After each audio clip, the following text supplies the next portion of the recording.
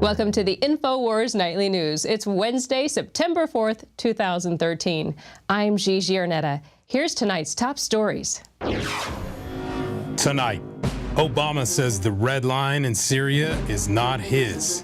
Plus, liberals are starting to reject Obama's case for Syrian strikes. And David Knight sits down with a documentary filmmaker exposing government overreach into the inhumane destruction of wild horses. All this and more on the Infowars Nightly News.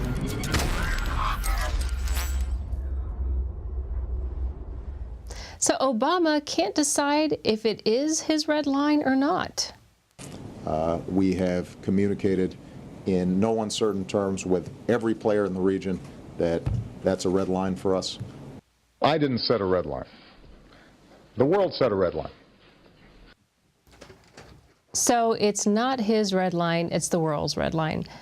In Sweden, Obama laid out his rationale for wanting to attack Syria on the same day a Senate committee will vote on a proposed resolution authorizing limited U.S. military strikes. He also insisted he had the authority to order attacks, expected to be cruise missile strikes on Syrian military command targets, even if Congress rejects his request for authorization. And the liberals don't believe Obama or Kerry. They're completely against this strike. President Obama's liberal activist base is adamantly opposed to military strikes in Syria. According to a new survey the Progressive Change Campaign Committee, known as PCCC, released Wednesday, they say that more than 57,000 of its activists weighed in, and 73% of them oppose the U.S. taking action in Syria. So the liberals, they don't believe Obama and Kerry. They think they're lying. And they're not alone, because so does Putin. Vladimir Putin thinks he's lying, and he said today, they are lying, of course, in an ugly way. I watched the debates in Congress. A congressman asks Mr. Kerry, is Al-Qaeda there? He says, no, we are telling you responsibly that they are not. They, the U.S., know this, that al-Nusra, a branch of Al-Qaeda, is currently fighting in Syria. It was very unpleasant and surprising for me. We talked to them and assume they are decent people. But he is lying, and he knows he's lying. It's sad. The U.S. Senate is, in essence, in the process of legitimizing aggression. And also from Russia, they say that the chemical weapons are actually made by rebels. In a new breaking report released by the Russian Foreign Ministry, it has now been announced that the March 19th chemical weapons responsible for the attacks in Syria and blamed on Assad's government are linked up to rebel-made weaponry. The report from Russia's RT reads, probes from Khan al-Assal show chemicals used in March 19th's attack did not belong to standard Syrian army ammunition, and that the shell carrying the substance was similar to those made by a rebel fighter group, the Russian Foreign Ministry stated. The report goes on to mention that the way is being paved for military action. And yesterday, a high-level source confirmed that nuclear warheads were being transported. They actually left Abilene from Dyess Air Force Base and were headed to a place in South Carolina, an undisclosed location. The brief report from the top-level military source, which was written in a rush to get the information out, reads, Dyess is beginning to move out nuclear warheads today. I got a tap from Dermo earlier. He said it was the first time they have even acknowledged since being put there in the 1980s. No signature was required for the transfer, there was no directive, and he said the Dyess commander was on site to give authority to release. No one knew where they were going, really, but the truck driver said to take them to South Carolina, and another pickup will take them from there. This leak inside the military-industrial complex comes after prior sources have also revealed to us that B-1s and B-2 bombers were ordered to head out of their respective bases. To learn more about the nuclear warhead transfer, you can go to Infowars.com and see the full report. Now, Syria could be the proving ground for Cyberwarriors in the U.S. Experts say President Obama is unlikely to order the kind of standalone cyber attack against Syria that the United States launched against Iran's nuclear facilities a few years ago. Syria's air defenses would likely be among the first targets of any cyber attack. The experts said that U.S. forces could trick the country's radar system into seeing nothing as American jets passed overhead or disrupt Syrian missile sites designed to shoot down U.S. aircraft. any cyber attack would be relatively difficult to detect, said James Lewis, a cybersecurity scholar at the Center for Strategic and International Studies. The best attacks would be the ones where the Syrians never noticed they were being interfered with. And Obama plans to make a pit stop. Yes, he's going to make a stop in Russia for the LGBT activists. Yes, during the G20, he is going to find some time to meet with them. The LGBT, as you might know, is the lesbian, gay, bisexual, and transgender rights activist. Nobody is more offended than me by some of the anti-gay and lesbian legislation that you've been seeing in Russia, Obama said last month. So before the G20 summit, Obama canceled a scheduled meeting with Putin. So Obama knows how to make friends. So he's going to go to Russia and tell them how to do it. We are on the edge of World War III. Is this really an important stop, Mr. President? And now for some good news. In Tennessee, Republicans U.S. Senator Lamar Alexander and U.S. Representative Stephen Fincher announced plans to team up on a bill requiring the federal government notify taxpayers when the IRS accesses their tax returns or other information. The notice must include who accessed the information, the purpose of doing so, and how the information was accessed. Taxpayers would also receive a copy of the information accessed and any report issued on how it was used. And that's good news. So hopefully they'll be able to see that through and we'll be protected from the IRS. And David Knight speaks with James Anaquad Kleinert. He's a director who made a film that exposes government overrun into inhumane territory and pretty irresponsible fiscal behavior. So stick around till after the break.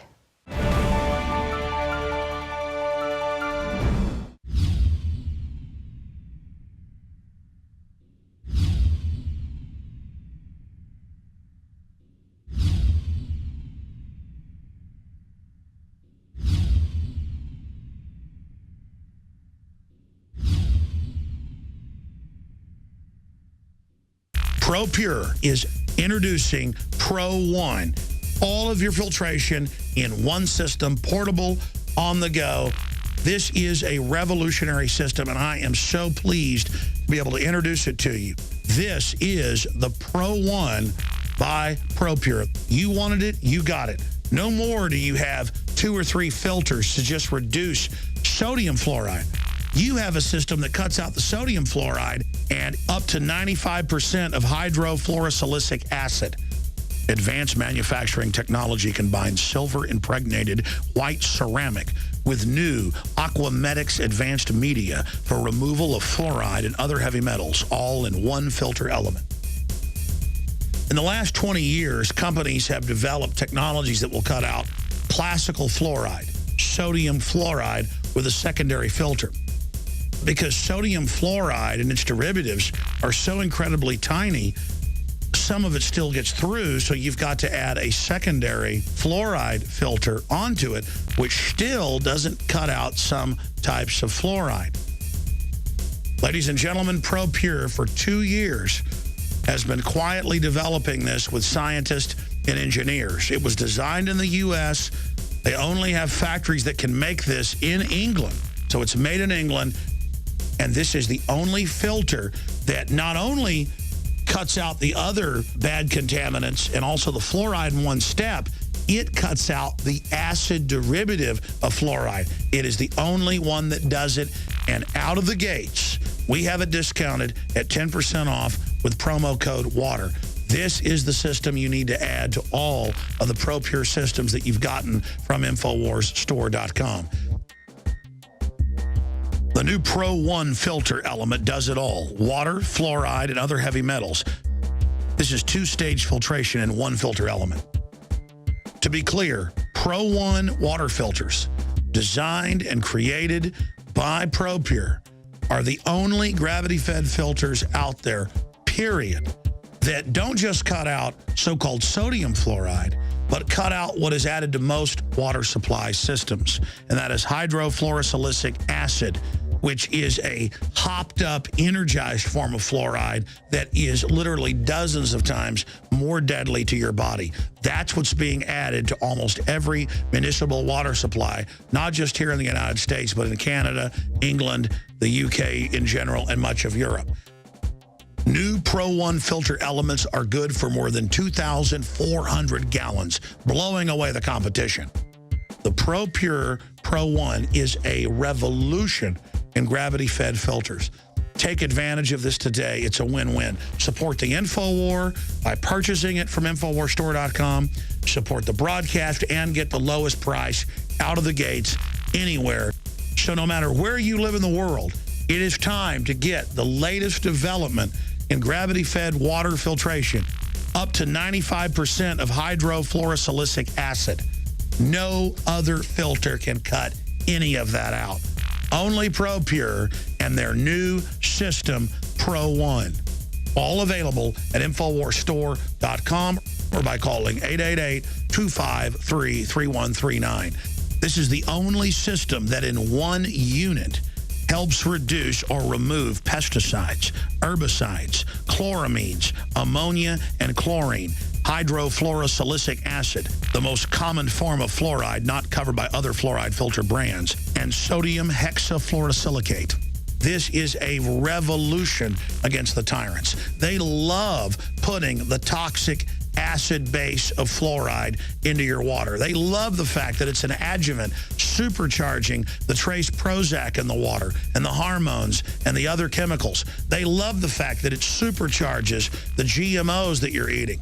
By cutting out fluoride, you cut out the turbocharger in all the poison being artificially introduced into your body. This is what I use. It's a win-win. You get a high-quality product at the lowest price. You support the Infowar. Get your Pro Pure with the new Pro 1 filter today at InfoWarsStore.com or by calling 888-253-3139.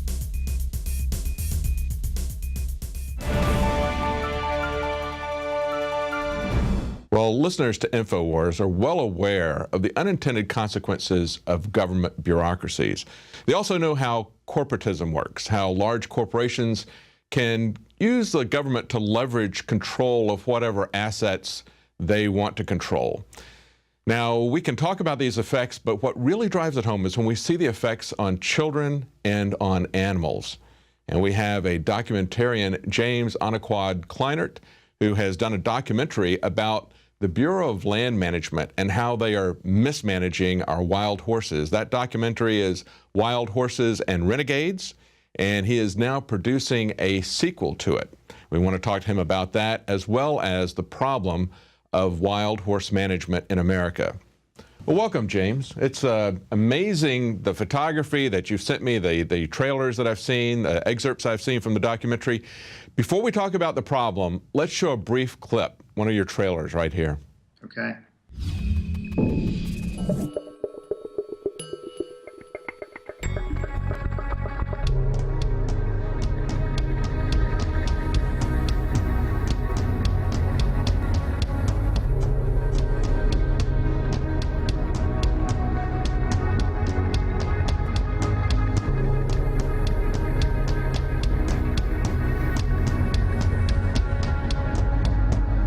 Independent analysis of BLM's own 2008-2009 wild horse population numbers show approximately 15,000 wild horses remain wild in the American West.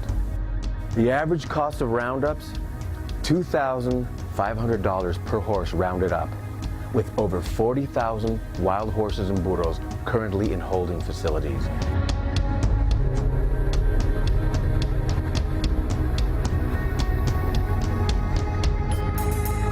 Recently, wild horse advocates used the Freedom of Information Act to obtain records from the Bureau of Land Management, exposing plans for euthanizing America's wild horses and burros.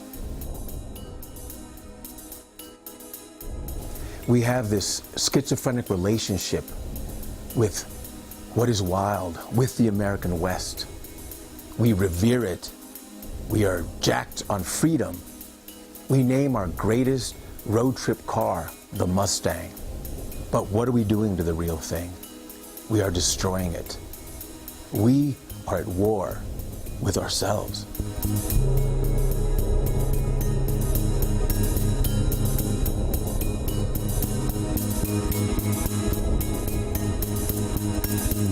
You need to act now.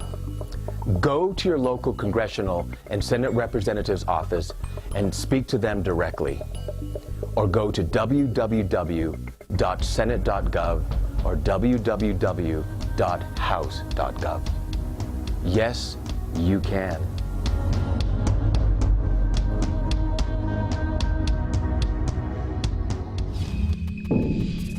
That was pretty amazing. I tell you, one of the things that stood out to me about that was the fact that they're paying $2,500 per horse to round these horses up. And one of the articles that you sent me about a Tom Davis who's buying massive quantities of these horses and not doing what essentially they want to have done, which is adopt them out. Instead, he's slaughtering them.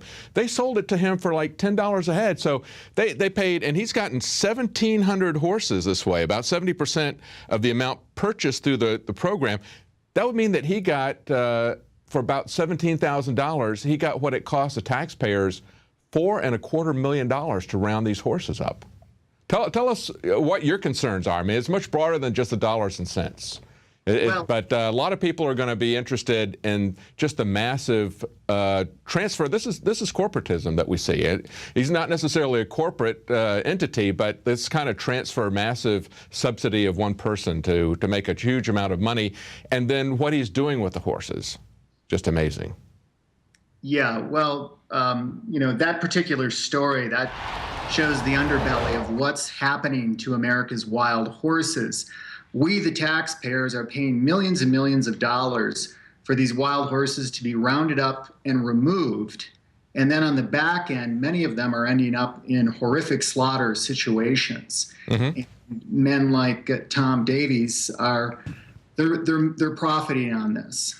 And there was a story about, wasn't it Willie Nelson's horse, where he bought it from a guy who picks these horses up en masse and hopes that he can dump them quickly enough so he doesn't have to feed them. Is that correct? Yeah, they refer to these people as kill buyers. And kill buyers, they buy domestic horses and they get America's wild horses through different avenues. And then they turn around and they make a very fast dollar taking them to slaughter.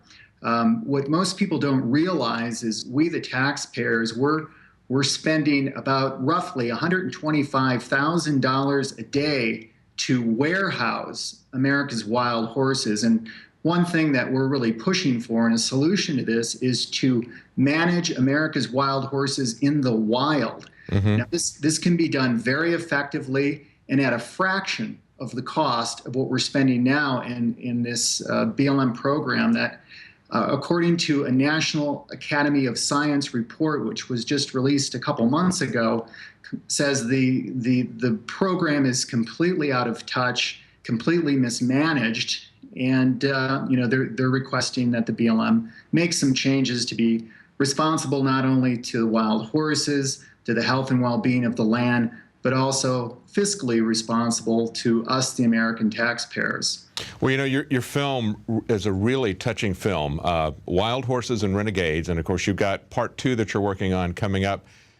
They're just such beautiful animals, and as they point out in a lot of the trailers, this is something that is so iconic, so American, to see these horses in the wild, running free and open, and it really tugs at your heartstring, and it really is a subject that, if it wasn't such a distressing subject, it would be just amazingly beautiful, the photography that you've got of these horses in the wild running across the range. It's a very powerful documentary. What do you hope to see come out of this? Well, thank you for your compliments on the film. And as you mentioned, I mean, these animals are just aesthetically beautiful. Mm-hmm. And again, we, the American people, we really identify with this symbol of freedom. You know, it puts us in contact with who we are. And this is also the horse that we rode in on. This is the horse that built America. That's and right. This great symbol of freedom is being rounded up, removed, and in many cases destroyed. And I think it's a reflection or a mirror of what's happening in America. And I think it's really important to us, the American people, to preserve this symbol, keep it wild and free. You know, so we need mascots in our lives, or we need mythology. The horse really encompasses that. But, you know, the outcome for this is what we hope to see is horses managed in the wild. The lands that they're currently on, Bureau of Land Management lands and some national forest lands, these lands are being auctioned off to the highest bidders. And in many cases, this is oil, gas, and mining operations. And they're doing serious degradation to the land. Now, I'm not saying that these operations and horses cannot coexist. I believe they can. Right. But we've got to see some stewardship on behalf of these big extractive industries and some effort on their behalf to help preserve the horse out in the wild.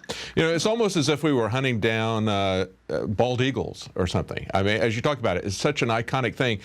You mentioned in some of the information that you sent me at the turn of the 20th century, there were several million of these wild horses. Now it's down to 17,000.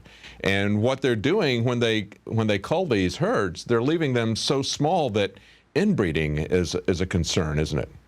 It is. Most of these herds are now what they term genetically non-viable, meaning there's not enough genetics in the gene pool out there to keep them strong and healthy. So they're inbreeding in many cases. And again, this is being done at the hands of the agency that is managing them, which is the Bureau of Land Management.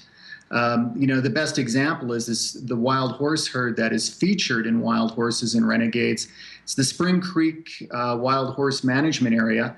And they've taken the herd area, the geographic herd area, from roughly 120,000 acres down to 22,000 acres, and have greatly reduced the number of those horses. After the last roundup, there were only 40 adult horses after the last roundup. Wow. And that is a dangerously low number in terms of keeping their genetic viability. So we see this going on left and right out here in the American West. You know, it kind of reminds me of the buffalo situation, you know, where there was an estimated 60 million buffalo, and I think when I looked it up, they estimated it down to 750 by 1890. And it wasn't really a government conservation program. Instead, it was some concerned individuals who went out and grabbed some of the remaining buffaloes. They've even got some of the names: James, Scotty, Phillip, Michael Pablo, Charles Allard. They went out and got some of these buffalo and started rebuilding the herds, and eventually they got put back into the wild. But what is it that you think is the solution with this? You say it's being driven essentially by corporatism, coming in and not having, basically getting use of the land. Is that correct? And then not doing anything at all to preserve these horses? It is. It's being driven by massive corporatism.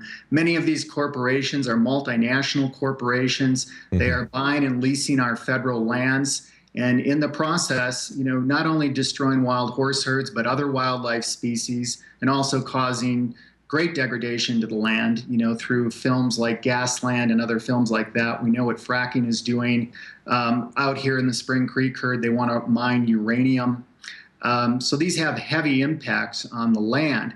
And as you mentioned, the parallel between the wild horse and the buffalo is very, very similar right now. The wild horse is being managed to extinction in this country. Now, what do we want to see happen? Again, we just want to see the horses treated with respect, in the areas in which they roam treated with respect.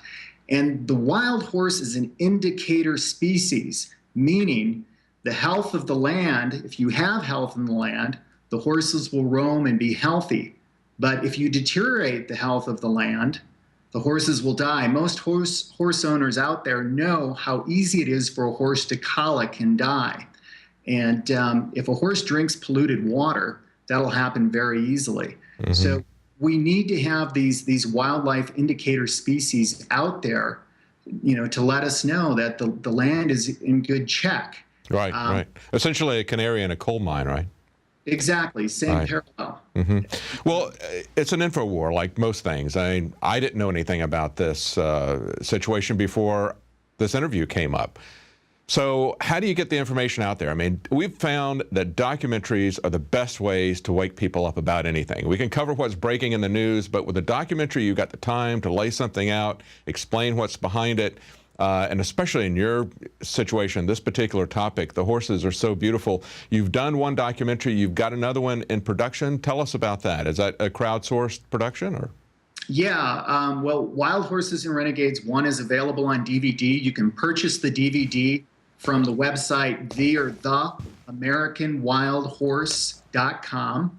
And then you can also learn about our ongoing film projects with the Wild Horses, and another film project that we're doing called Horse Medicine, which focuses on horses, how the healing effects that they have on us human beings. Not only are we bringing attention to the wild horse, but we're encouraging people to get involved with horses. I just shot a show with veterans from the Iraq War and how they're healing through the horsemanship. And many, many people can go on and on about how horses have this healing effect on humans. And that's true. It's like dogs, essentially, another species of animal like dogs. I have a friend back in North Carolina who has a child with Down syndrome, and they take the children with Down syndrome out to ride horses. It is a very therapeutic thing for people to have that kind of contact with a gentle animal like a dog, like a horse. It really is.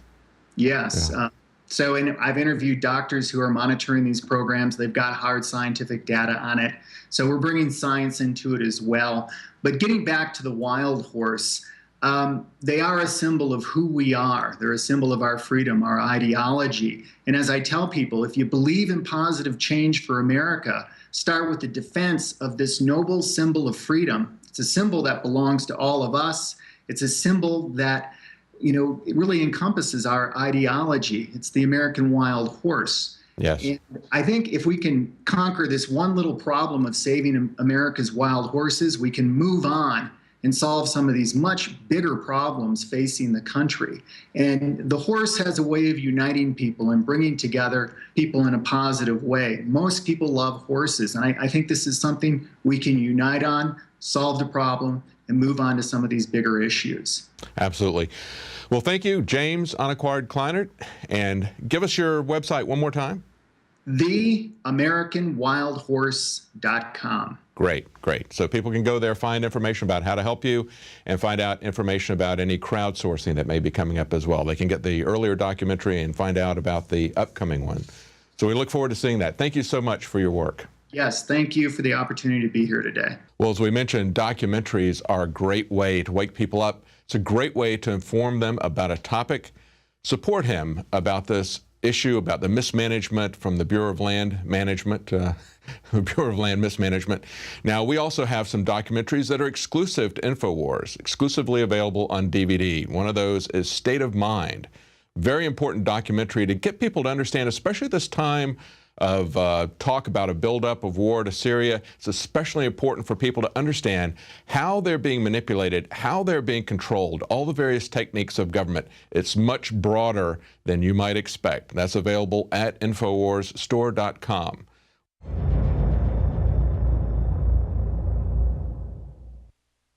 Now you can watch The Alex Jones Show live as it happens at Infowars.com/show. You'll find links to all of our content there and a free 15-day trial for Prison Planet TV. More than 60 movies and documentaries all in one place at Infowars.com/show.